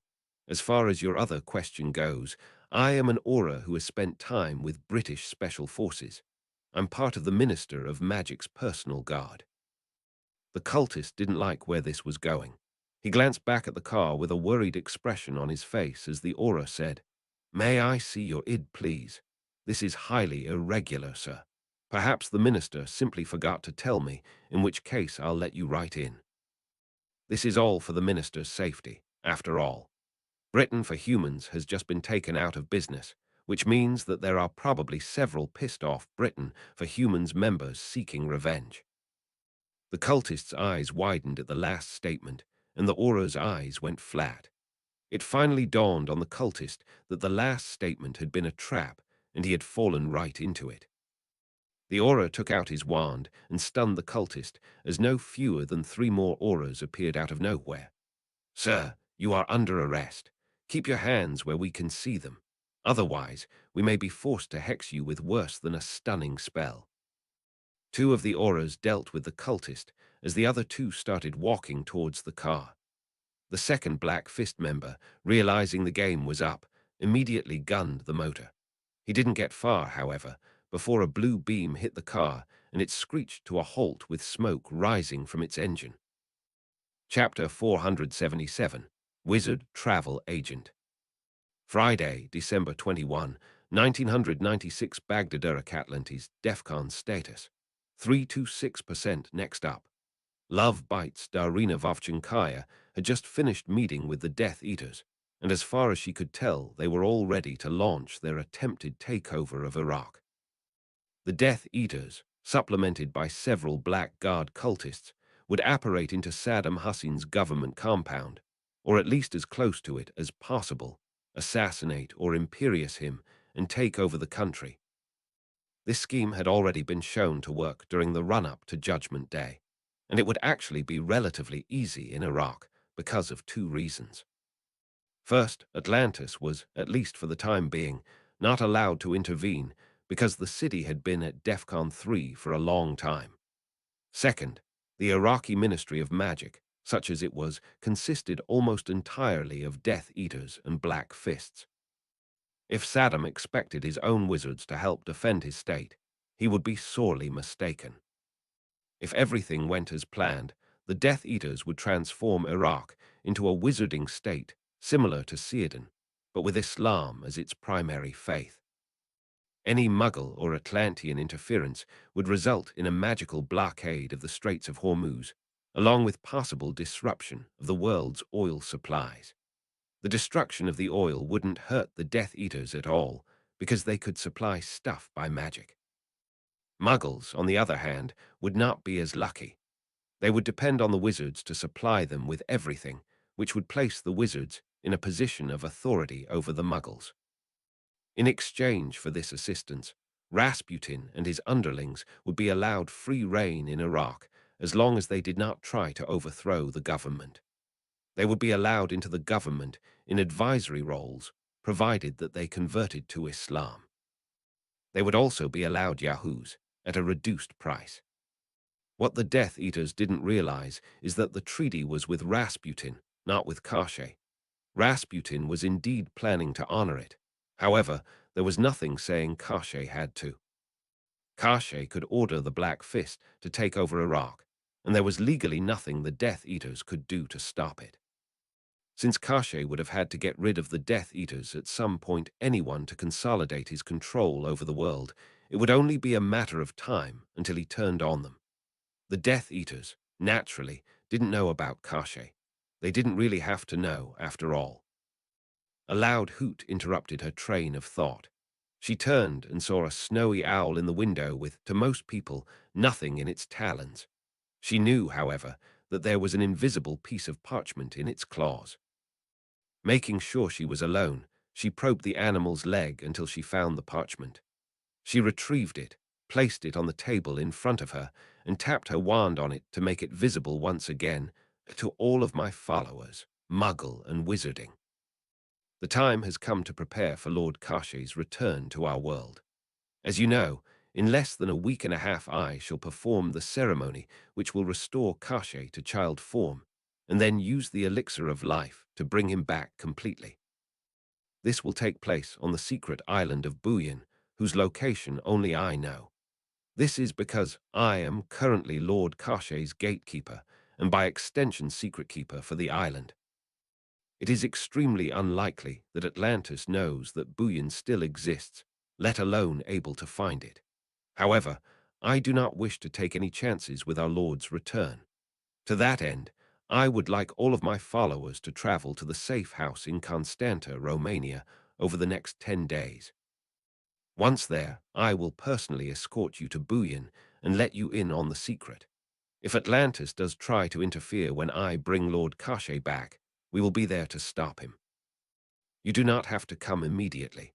However, make sure to be there by the 31st. Be advised that once I escort you to the island, you are not leaving Buyin until I have performed the ceremony. After all, the fewer people outside Buyin who know of the island's existence, the better. There are few facilities on the island, and those which do exist are mostly based around an old Roman fort. You will need to bring food for however long you wish to stay, which must be at least until the end of the year. I recommend bringing tents and heating equipment, as it can get very cold out here.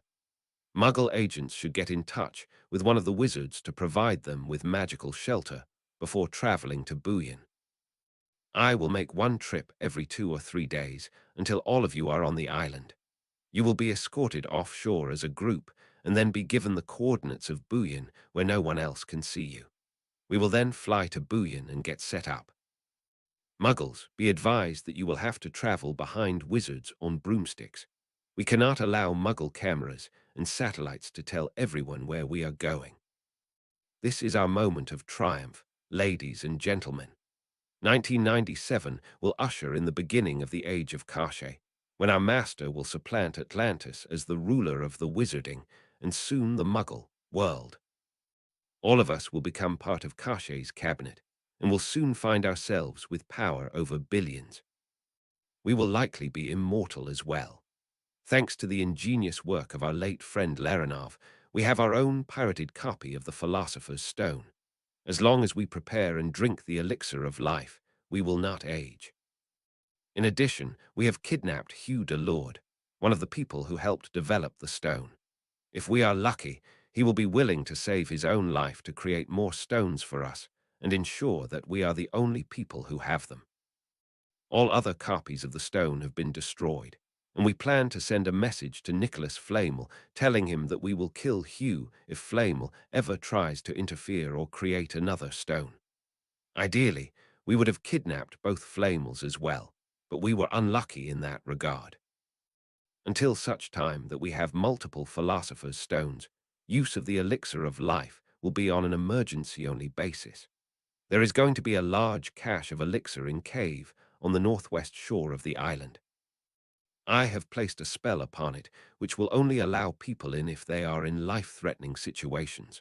We will not waste the elixir on anything trivial, my friends, until we no longer need to worry about wasting it. Note that you will be able to apparate here.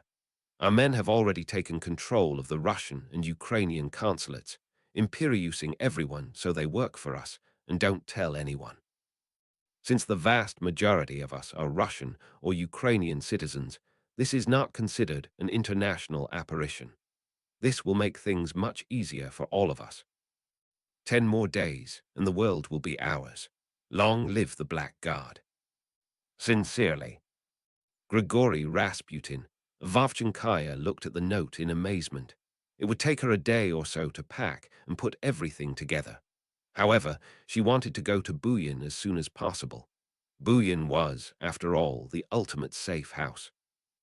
No one would be able to threaten her once she moved there. She would spend the rest of the day preparing for the journey, magicking up warm tents and clothing. First thing tomorrow morning, she'd head on over there. She was really excited about this. It was about time their dream came true, and it became more than just talk. The Death Eaters in Iraq would probably be excited when Rasputin told them to launch their attack as well. What they did not realize, however, was that their takeover of Iraq would only be a diversion from the main event on Bouillon. British Ministry of Magic London. Nicholas Flamel, flanked by no fewer than 8 auras, looked at the captured Black Guard cultist in a fury. "All right, Mr. Camelin. Who are you working for, and why did you try to break into my house?" The cultist sneered at him. "Go to hell, you bastard." Flamel shrugged and turned to the aura next to him. "All right, Dave, give him the Veritaserum." The aura's face was grim as he nodded at the 2 men standing behind the prisoner. In one sudden movement, the men forced open the cultist's mouth so that Dave could pour the Veritaserum down his gullet. The prisoner tried to spit it out, but the guards clamped the man's mouth shut after pouring in the potion and forcing him to swallow it. It took a few moments for the Veritaserum to take effect. When Flamel judged that the time was right, he resumed the interrogation. "All right, Mr. Camelin. What's your name, and who do you work for?" The man stared at him through partially glazed eyes. "My name is Ivan Camelin, and I'm a Black Guard cultist." There was an audible gasp as several of the auras registered their surprise. Everyone had thought that he had been working for Britain for Humans and had planned this attack to avenge the group's capture. Flamel's eyes narrowed. "You're a Black Guard cultist, I see. One who just happens to have been supporting Britain for Humans as well." Camelin shook his head. I'm not a member of Britain for Humans minister. I've met a couple of Britain for Humans members, but I haven't done much work with them. So Britain for Humans has nothing to do with this home invasion. No, sir, at least as far as I know. Who's your immediate supervisor? Who sent you on this mission? Genya Zyganov. Flamel whistled. The name sounded familiar. He shot a questioning glance at the aura next to him, and the aura nodded quickly. He's Grigory Rasputin's primary hitman. Zyganov was the man behind the attack on Hogwarts that killed Severus Snape and injured Albus Dumbledore. Flamel grimaced. The one, Rasputin the Elder Wand. Dave nodded. The same, Minister. Flamel turned back to the prisoner. Where is Zyganov, Mr. Camelin? Camelin shrugged. I don't know, sir. He said he would contact me within 5 days if the mission succeeded. One of the other auras swore. Zyganov's being very careful here. He figured that there was a strong possibility this mission would fail given the security forces protecting the Minister of Magic. Flamel nodded and continued the interrogation. Zyganov works for Rasputin, right? Yes, Minister. Why has Rasputin targeted me? Camelin shrugged. I don't know, Minister. All I was told to do was kidnap, and if necessary kill, you and your wife. Flamel's heart leapt into his throat. Growling ominously, he pointed his wand between Camelin's eyes. You plan to attack my wife as well? Camelin nodded. Yes, Minister. The aura nodded brusquely and cut in. There were 2 crates in the back of the moving van, both with air holes. It was obviously both you and she were being targeted. Flamel could barely restrain himself from obliterating the man where he stood. What has my wife done to you? Why are you doing this? Camelin winced. It was just a job. You'll have to ask Zyganov if you run into him. Flamel's mind raced. Why? Then it hit him. The stone. Admit it, Mr. Camelin. He's after the stone, right? The prisoner shrugged. I don't know. It's possible, though. I've heard amazing things about the stone. I wouldn't mind having one myself, I don't suppose. The auras started babbling at Flamel at the same time. You can't give it to him, Minister. You know better than that. Flamel shook his head. I can't give it to him as I don't have the instructions either anymore. However, something doesn't make sense. Why would he try to kidnap both me and my wife? Kidnapping me makes sense because they could force me to make more stones. They didn't know any better. Kidnapping her makes sense because she would make a good hostage if they were to force me to make the stone. Kidnapping both of us, however, makes no sense. He paused and his eyes widened. Suddenly, he turned back to the prisoner. Wait a minute. You said one option was to kill both of us, right? The prisoner nodded. Yes. Flamel swore even more loudly. Then it can't be the stone he's after. He must know that if I die, no one can make the stone. Everyone associates the stone with me, and only me, and now that we've taken out Herald Green, they're no longer an option. They must already know that if I die, the stone goes with me. A third aura frowned. What you say makes sense, Minister. I don't think he is after the stone.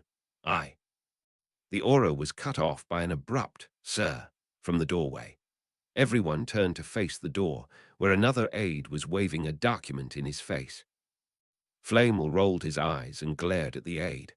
Michael, this is not the time. I'm busy with the interrogation here. The aide shook his head. This is urgent, sir. We have a letter from Grigory Rasputin. He claims to have kidnapped Hugh DeLorean and threatens to kill him if we try to rescue him. He also demands that you not make any more philosopher's stones, nor instruct anyone else in making philosopher's stones. Flamel shrieked. What? What the hell does Rasputin want with Hugh? And did I hear you right? He's trying to tell me not to make stones. The aide nodded. That is correct, sir. Let me see that. Flamel snatched the document out of the aide's hand and began to read it. Sure enough, it said exactly what the aide had told him it had. This made less and less sense. How could this be? The room was silent for a few minutes. Eventually, another of the auras began to speak. Minister, Hugh de Lord was your apprentice, right? Flamel nodded. Yes, he was. A damn fine one at that. I wouldn't have been able to create the Philosopher's Stone without his help. The aura nodded. Minister, could Hugh create the stone on his own if Rasputin and his men provided him with the necessary components? Flamel's jaw dropped. Oh, shit. In theory, Hugh can. I believe he's got a second set of instructions, but they're under serious magical protection, and only he can get at them, for what I've been told. However, it's extremely unlikely that the instructions are with Hugh right now. Without them, Hugh is as powerless as we are to create a new stone. A fifth aura shook his head. Forcing Hugh to create a stone doesn't fit Rasputin's actions, sir. If Rasputin wanted to get his hands on someone who could make the stone, why go after you when all he needed was Hugh? Hugh would have been a much easier target. There was no reason to go after all three of you. Flamel shook his head furiously. You're right, Kevin. That doesn't make sense either. Hell, nothing makes sense here. Do any of you have any idea what's going on? There was dead silence. Finally, a timid, "No, sir." Well, find out, and fast. Chapter 478, Love Bites. Tuesday, December 24, 1996. Note that 1221 was a sat. I messed up Black Fist safe house constant Romania Atlantis, DEFCON status. 327% next up. Santa got run over by a broomstick. It seemed an eternity. Finally, Zhukov eventually snapped back into reality and felt solid ground beneath his feet once more. Letting go of Zyganov's hand, he turned on his wizarding colleague. I hate apparition. I hate it. Don't do that to me again. Zyganov shrugged. Up to you. This way is a hell of a lot faster, though, and you don't have to go through customs now that we've taken control of the embassy in Bucharest. One trip to the embassy, a step outside onto Romanian soil, and another jump to here. Piece of cake. Zhukov groaned. Maybe to you, when you're accustomed to zipping all over the place this way. I think I'll stick to airplanes next time. Zyganov chuckled as he looked around the room. There should be a lot of people here by now, and unless I'm mistaken, Rasputin is going to be sending us over pretty soon. Let's see if we recognize any familiar faces here. The two men walked deeper into the building and saw that Rasputin was loaded for bear. There were bizarre herbs and stones which looked to be spell components of some sort, and he had no idea what they were for. What he did recognize, however, were the guns stashed in a corner. He whistled in admiration. Where'd you get the R-12 automatic? I'd kill for some of these things. Zyganov barely spared a glance at the guns. We forged some documents and obliviated people into thinking that we were authorized to carry the weapons. You'd be surprised what useful stamps and stuff you can find in an embassy. To be honest, though, I'd prefer spells to shells. Spells can do more things, and no offense, are a bit more elegant. Zhukov looked at the weapons wistfully. Can I have one? I'll feel a lot better, especially if we're going to run into wizards. It's not up to me to decide. However, to be honest, you're not the only person who's asked about the guns. I suspect he's going to have a lottery to see who gets them. Zhukov squirmed. Can you rig the lottery so I get one? This elicited a laugh from Zyganov. And you're the third person who's asked me that, Zhukov. Zhukov grumbled as Zyganov led him around the corner and into a room which was filled with Black Guard agents. He didn't see Rasputin, but Zyganov reassured him that their leader would be with them shortly. He recognized a few of them, but not many. He hadn't realized how big the organization was. He knew one person fairly well, however, and walked up to her. Good evening, Miss Vovchenkaya. It's good seeing you again after that near miss in Atlantis. Vovchenkaya nodded. And it's good seeing you as well.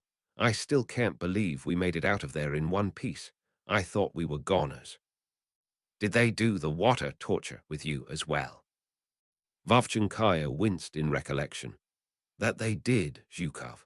That goes to show how corrupt is and how Atlantis needs to be replaced with a competent man like Kashi.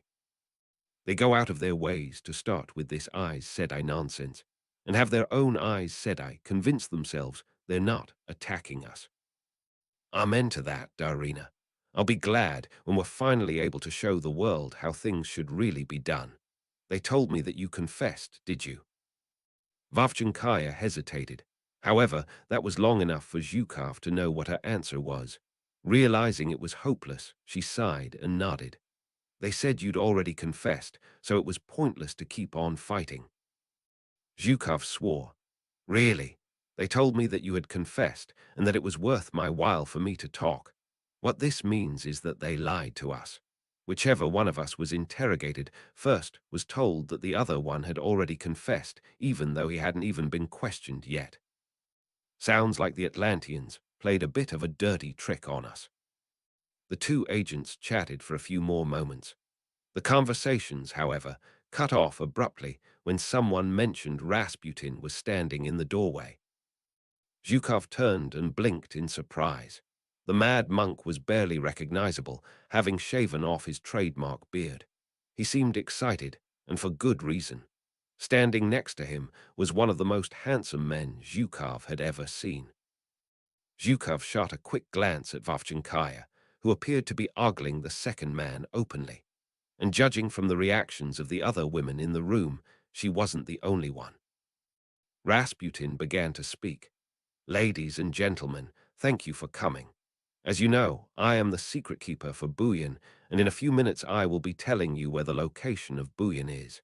I will then escort you by broomstick over to the island so that you can set up your camps and settle down. Everything is going according to plan. We appear to have Nicholas Flamel at bay for the time being, now that we have Hugh sedated and under our control. Don't worry, he's been tied up and relieved of his wand. He won't be able to escape or apparate out of his room. I had hoped that he would give us more information about the Philosopher's Stone, but I suppose we'll have to live with what we've got. Atlantis still appears to be at DEFCON 3, so they don't seem to be getting involved. However, I would not be surprised if the DEFCON reading escalates to 2 or 1 when we actually try to bring back Lord Kashi. This could result in Atlantean interference if they somehow figure out where Buyan is. To that end, I want all of you to complete all of your preparations on Buyan by the 29th at the latest. Defense is going to be word, my friends. Defense, defense, defense. Rasputin then indicated the man standing next to him. Now, you may be wondering who this man is. This man is in a position to improve the stamina, strength, and reflexes of anyone who is willing to take him up on the offer. His services will also provide customers with increased healing speed and partial resistance to magic.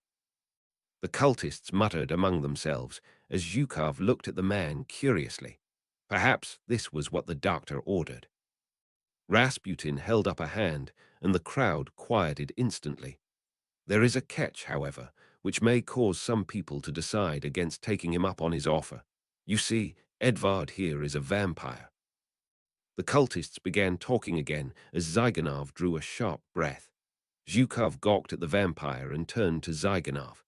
Genya, you fellows have vampires as well. Zyganov looked at Edvard hard but nodded. Indeed, there are actually two kinds of vampires, half vampires and full vampires. Full vampires age extremely slowly and are very hard to kill with weapons. However, sunlight incapacitates them, and several spells can ward them out.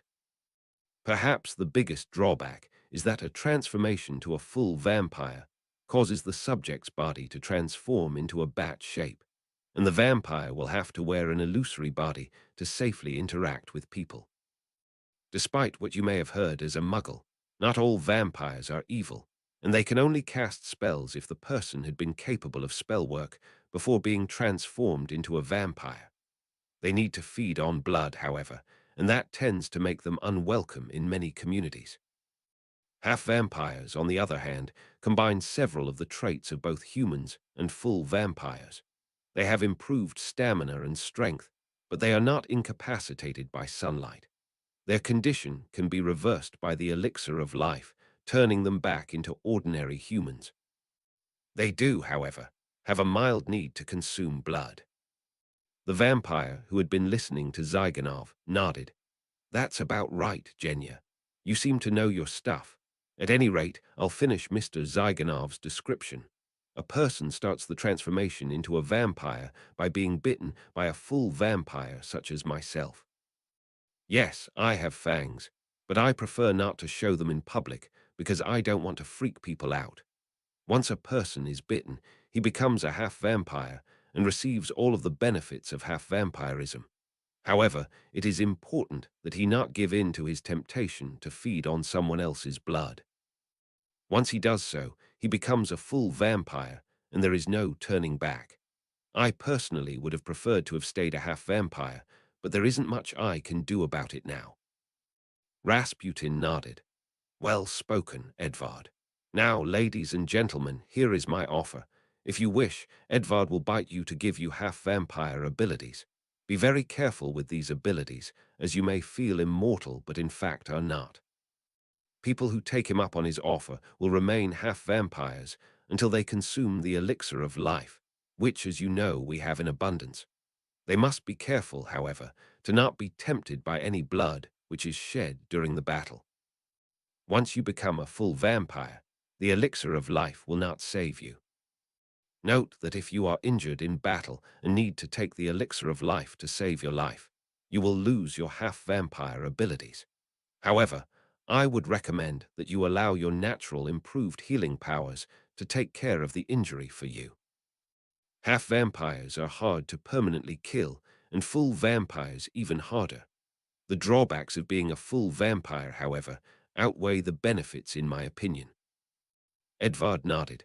And in mine as well. Don't become a full vampire unless you know what you're doing, and you already have access to immortality through the elixir. Rasputin smiled and patted Edvard on the back. All right, ladies and gentlemen. If any of you want to become a half-vampire, at least for this battle, talk to Edvard before we go. You'll need to be very disciplined to not transform completely into a full vampire during the battle, however, should the battle take place. Any questions? One of the cultists raised his hand. Lord Rasputin, are you going to become a half-vampire? Rasputin shook his head. I don't want to risk it, and I've always had a history of giving in to my urges. Besides, I've got the Elder Wand. Nothing can hurt me. Anything else? There were no more questions, and Rasputin nodded. All right, we'll get all our half-vampires ready and then head on over. Zhukov thought about Edvard's proposal for a moment. He really didn't like the idea of turning into a monster. However, the transformation was reversible, though the elixir of life.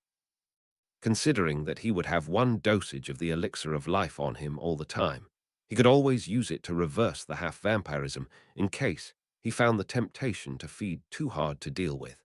Maybe he'd watch and see what everyone else did. Judging from the reactions of the people in the room, about 40% of the Muggles and maybe 20% of the wizards were thinking of taking the vampire up on his offer. Edvard bowed in acknowledgement and told the candidates to follow them into a side room so he could administer the bites. Zhukov circulated around the room a little more, meeting more people while Edvard was working with his new recruits. He saw that one man was looking at Rasputin thoughtfully, with repeated glances at the Elder Wand. Unless he was badly mistaken, Rasputin would have more of a fight for the Elder Wand than he had anticipated. Atlantis. An aide raced over to Dagher with an excited look on his face. Sir, something has come up, and I need to talk to you about it. Dagher grunted. I'm a bit busy right now, but I think I have a few minutes. What's going on? The aide produced a piece of parchment. Remember how you wanted me to report when the two Rasputinite spies who had infiltrated Atlantis converged in the same place? Dagher nodded in recollection. Yes, the theory is that they will all converge on Rasputin's hideout. If they're both tracked to the same place, odds are Rasputin is there and will nab him. Are you telling me that they're both in the same place now? The aide nodded excitedly and handed the document over. Yes, sir. Here, read. Dagger looked at the parchment and frowned. They were simultaneously in Constanta, Romania. What the hell are they doing there? I don't know, sir, but I thought you might want to know. Dagger nodded. I can't imagine Rasputin setting up shop in Romania. However, it's better than nothing. Write down their current location and feed it to the special ops people. I want our men there within 12 hours so we can grab the first person we see. If it's Rasputin, perfect. If it's one of these two goons, it's better than nothing. Maybe they know more now. Are both of them still in Constanta? The aide bit his lip. I'm not sure. Shortly after they arrived in Constanta, their signals just disappeared. I suspect it's either a Fidelius or someone figured out they were being tracked. Dagger grunted. A distinct possibility. Still, it's worth the risk. Let's get going.